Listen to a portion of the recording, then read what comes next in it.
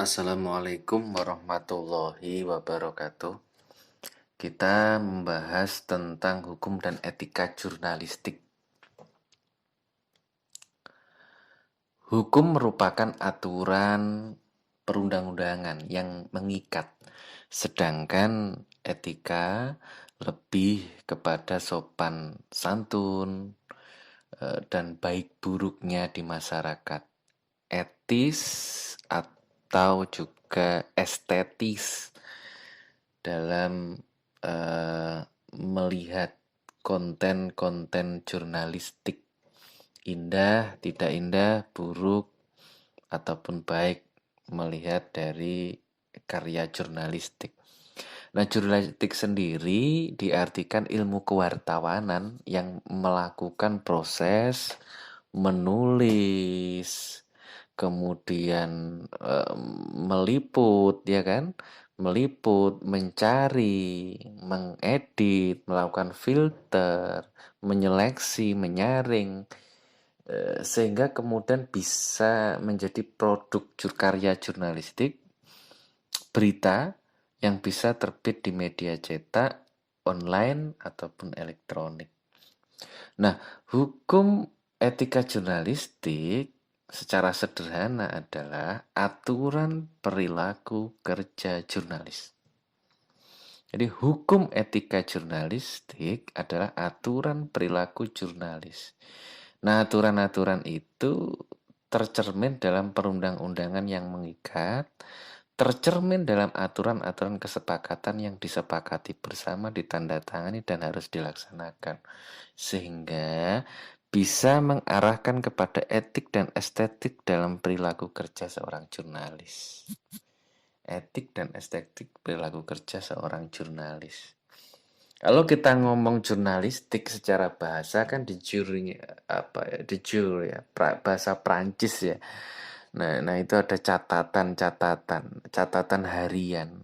Yang pasti teman-teman sendiri bisa membuat karya jurnalistik secara mandiri saat keseharian dari teman-teman itu menarik dan penting. Nah, ini. Jadi itu ya. Salah satu poin awal apa sih yang harus kita tulis. Jadi salah satunya adalah karya jurnalistik itu keseharian kita yang menarik dan penting untuk diulas di masyarakat, jadi konten menarik ya dalam pemberitaan karya jurnalistik itu. Nah, jurnalistik itu bentuk proses dan hasil, sedangkan pers adalah media yang memuat karya jurnalistik. Jadi yang dinamakan karya jurnalistik itu merupakan produk yang dimuat oleh pers.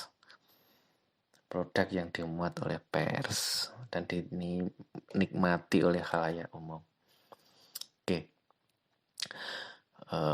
Pasal 1 ayat 1 Undang-Undang tentang Pers, Undang-Undang Nomor 40 Tahun 99 menyebutkan, pers tidak hanya sebagai lembaga sosial yang cenderung menjadi corong pemerintah, tetapi juga menjadi pers yang bebas dan bertanggung jawab.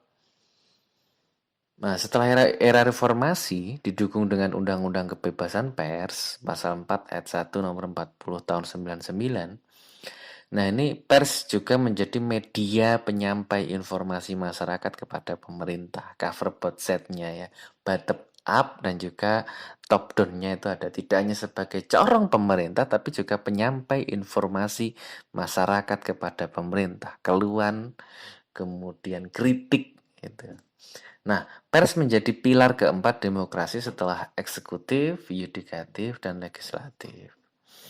Ada 4 fungsi utama pers, yaitu pemberi informasi, pendidik, kontrol sosial, memberikan hiburan, entertainer ya.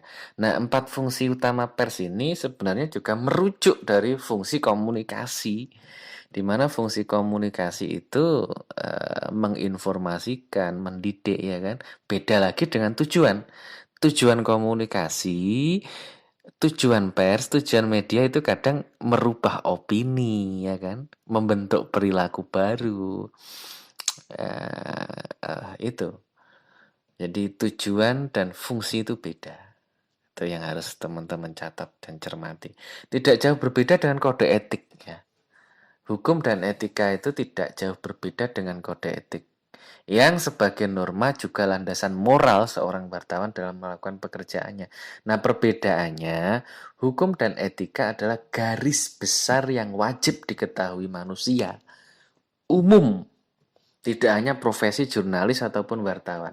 Sedangkan kode etik adalah aturan tertulis, mengikat bagi sekelompok profesional tertentu. Nah, ini poin lagi nih ya. Nah, kemudian kita ngulas sedikit nih tentang sejarah ya. Tahun 68 kode etik terbagi dua. 1968 terbagi dua. Ada kode etik BWI khusus untuk anggota PBI, ada kode etik Dewan Pers untuk non PBI. Jadi ada dua kode etik. Nah, tahun 1990, Undang-Undang Nomor 40 Tahun 99 tentang pers, yaitu pasal 7 ayat 1, wartawan bebas memilih organisasinya, sehingga banyak kode etik versi organisasi masing-masing di tahun 90. Ya. Ada AJ, ada BWI, macam-macam banyak. Sampai kepada 29 organisasi wartawan itu berkumpul menyepakati kode etik baru bersama di tahun 2006. Nah, ini sekilas buat teman-teman memahami tentang hukum dan etika jurnalistik. Nah, teman-teman nanti kemudian membagi sesuai kelompoknya, dibagi untuk subbabnya sesuai dengan RPS yang saya bagikan. Nah, kemudian tidak membuat makalah tetapi membuat artikel ya. Tidak membuat makalah tetapi membuat artikel. Nah, yang nanti disesuaikan dengan template yang saya kirimkan.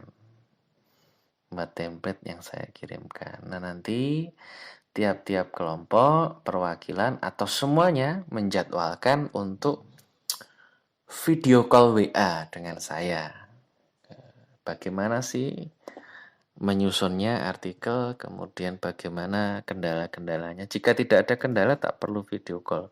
Cukup WA, itu sudah cukup. Voice note, itu sudah cukup. Ya, tanya jawab. Jadi kita simple, tapi nanti kita produktif. Artikel yang teman-teman buat, yang minimal itu antara 6.000 sampai 7.000 kata, itu nanti sebagai UTS dan juga UAS-nya. Jadi lebih mudah. Dan nanti produktif karena nanti itu juga akan diterbitkan di jurnal-jurnal di keprodi yang ada di Indonesia. Nanti kerennya di situ. Jadi pelan-pelan, santai, tapi kemudian ada produk yang kita hasilkan.